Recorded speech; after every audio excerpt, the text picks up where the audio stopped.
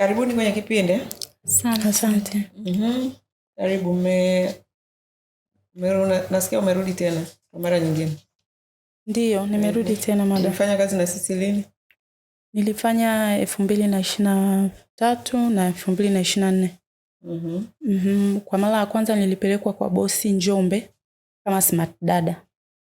Bosi wangu alikuwa anaitwa Stella Mloe. Nikafanya kazi miezi 7. Kwa nini miezi 7? Baada ya hapo kuna changamoto zilitokea. Nikaripoti kituoni, zilitatuliwa. Nikaambiwa nirudi. Nikarudi hapa kituoni. Baada ya hapo, changamoto gani? Changamoto ni kwa bosi wa kiume. Mwanamke alikuwa ana shida. Kwa kiume alikuwa anafanya nini? Wa kiume alikuwa wakitoka na mke wake asubuhi wanaenda kazini, yeye anarudi nyumbani. Anarudi nyumbani ananiita. Nikaa nakataa. Okay, sawa.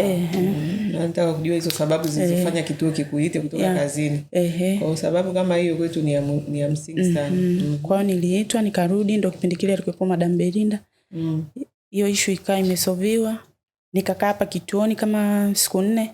Baadaye nikapelekwa Kimara kwa bosi mwingine anaitwa Martha Fungo.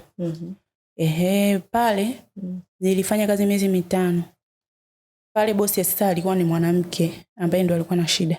Sababu kwanza alikuwa na mtoto ana changamoto kidogo, lakini pia kilichonifanya niondoke pale, bosi yule mwanamke alikuwa ni mnyanyasaji. Nasema hivyo kwa sababu gani? Yaani asubuhi tulikuwa tukiamka, yeye alikuwa ni mama wa nyumbani na kazi zangu nilikuwa nafanya vizuri, na alikuwa anapigiwa simu na kituo kuulizwa feedback zangu, alikuwa anasema naenda vizuri. Lakini tulikuwa tukitoka asubuhi tunaenda kanisani hasa siku za Jumapili. Baada ya ibada kuisha tunasali KKT na yeye anasali KKT. Mimi nikitoka nakuta wao wameshaondoka na gari. Kwao narudi nyumbani kwa mguu. Nikishafika nyumbani nakuta hawapo, nakaa getini labda mpaka saa 10. Ibada inakuwa imeisha saa 7. Nakaa getini pale mpaka saa 10, wao ndo wanakuja. Ananiambia pole, tulikuwa tumeenda kutembea hivyo na hivyo. Kwa alishanifanyia hivyo zaidi ya mara 3 mara 4. Nikaripoti kituoni. Wakaniambia sawa, haina shida. Wakawa nampigia simu, wakawa hataki kuonyesha ushirikiano. Lakini pia kulikuwa mimi kuna kitu ambacho nilikuwa naona hakiko sawa pale nyumbani kwake. Kwa sababu ana ratiba zake ambazo kwa siku mnakula mara 2. Chai mnakunywa saa 6, chakula mnakula saa 1. Kwa hiyo huruhusiwi kupika chakula bila idhini yake na huruhusiwi kutoa chochote hata kuwapa watoto bila idhini yake au wewe mwenyewe kula bila idhini yake. Kwa sasa mimi nikawa naona yani kama inanipa shida. Kwa sababu mimi ni dada, nimeenda pale kufanya kazi na naamka saa 11 na nimezoea mimi nyumbani kwetu au katika maisha yangu chakula ni mara 3. Kwa hiyo ule ulikuwa utaratibu wake ambao mimi ulikuwa unaniumiza. Nilikuwa naona kama ananinyanyasa kwa sababu unaamka saa 11 asubuhi unafanya kazi afu unakuja kunywa chai saa 6 na anakuhesabilia stress za mkate.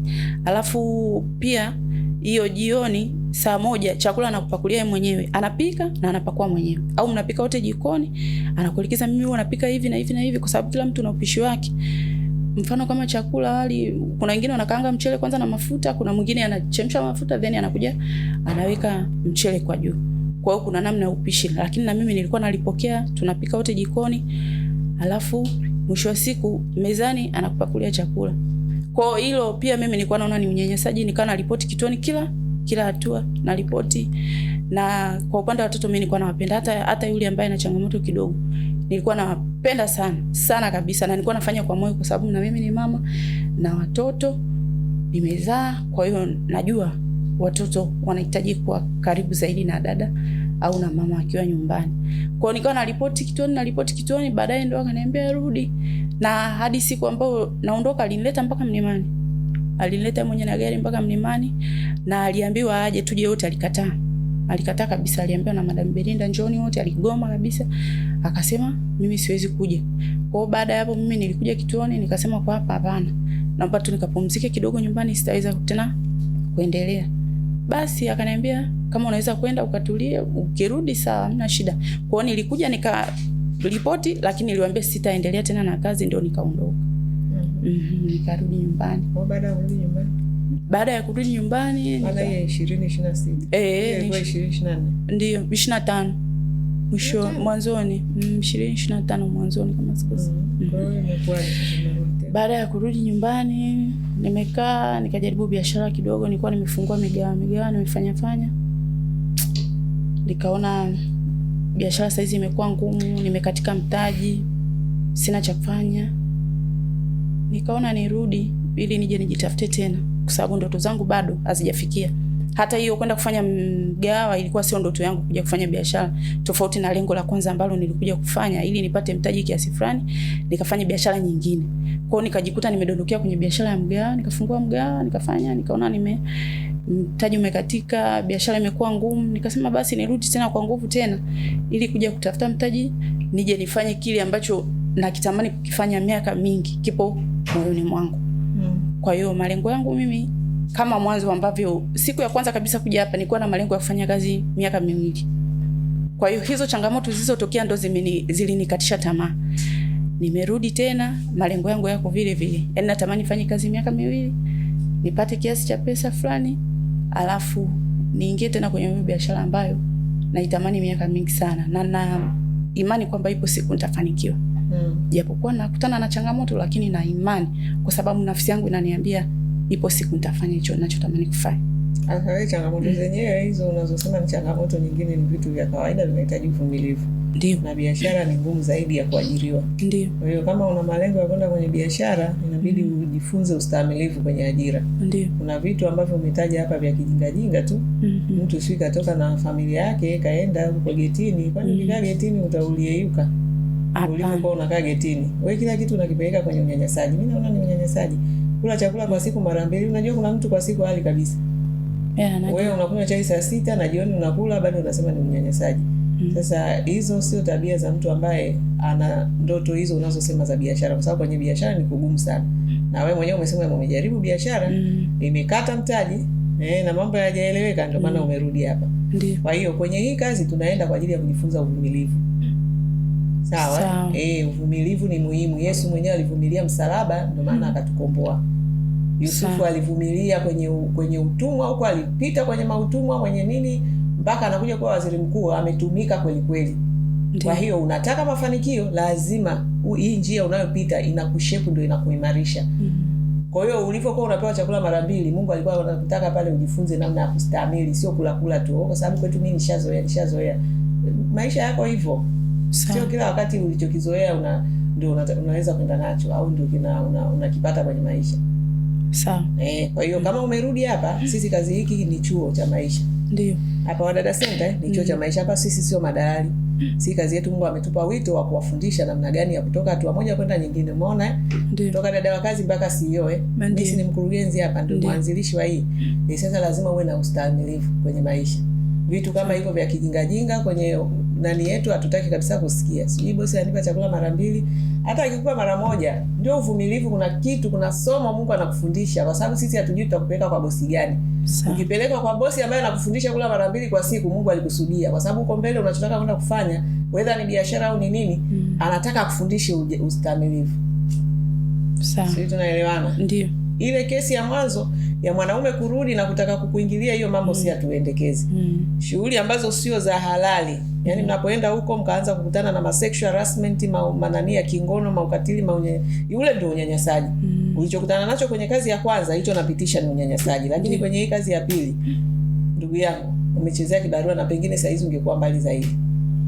Sawa. Ukasusa zako ukaondoka, umerudi 2026. Wakati saa hizi ungekuta labda ndio biashara yako imesha stawi. Ni kweli. Kwa hiyo umejifunza. Yaani hapa ni ustahimilivu, na mambo yanaanza hapa kituoni. Sio mnaanza pale makazi mengi, sijui nini, unalala saa 6, unawahi kuamka. Ndio kazi zenyewe. Kazi za ndani, kuwahi kuamka na kuchelewa kulala, ndio kazi yenyewe. Yaani hiyo ndio nani ya kazi za ndani. Ukiwa kwenye kazi za ndani, wewe ndio wa mwisho kulala, wewe ndio wa kwanza kuamka. Hutaki, kaa pembeni. Sawa. Si unaelewana? Kwa hiyo huku ndugu yangu ni kazi. Sawa. Kama umerudi, hivyo vitu hapo uvifanyie marekebisho. Sawa. Sawa. Na issue ya chakula. Mnatoka huko jamani, watu mnakula, unapika kilo 3 inaisha siku moja. Mko 2 ndani. Watu wanaishi kwa budget. Sawa. Sijui unaelewa? Maana wadada wa kazi wanachukulia kama chakula ni ize. No, mbona tukiokoti barabarani? Si mtu anatafuta. Ndiyo. Na anaweka budget, anajua kabisa nimenunua mchele huu utakaa mwezi au wiki. Wewe unakuja hapo ndugu yangu unakula mchwa anasubiri. Anapika kilo ngapi zimeisha. Na mama bosi washajua wadada wanaokuja mwanzoni wanakuwa wanakula kweli kweli. Kwa hiyo anachofanya ni kukupimia. Hata sisi wenyewe hapa tunawapimia chakula. Wewe unafikiri tungekuwa tupimi hapa tunge survive? Hapana. Kwa hiyo hivyo sio unyanyasaji, lazima mjifunze. Unapokuja kwenye maisha hautapata kile ulichokizoea nyumbani. Utakutana na kipimo kitakusaidia pia kupunguza tumbo jamani. Si ndio? Ndio hivyo. Haya, message imefika, maana ninaongea na dada lakini hii ni kwa wote. Ndio. Hakuna unyanyasaji kwenye hivyo vitu alivyovisema. Unyanyasaji ni kama mtu atakupiga na kama utakutana na mwanaume ambaye anakulazimisha masuala ya kingono. Sawa huo ndio unyanyasaji. Lakini sijui mama mwenye nyumba anakupangia kipimo cha chakula, ndio hivyo inabidi upambane, ujifunze haso ndio hizo. Pale uendi kwenye starehe, unaenda kazini. Hata jeshini wenyewe wana nani zake, si ndio? Kwa hiyo lazima ujitahidi kuwa ngangari. Kama unataka kwenda mbele lakini. Ila kama unataka kuzurura tu kwenye kazi za ndani miaka yako yote, uendelea na hivyo vitu. Kitu kidogo tu unyanyasaji, ufiki kokote. Naelewana? Ndio. Haya, karibu.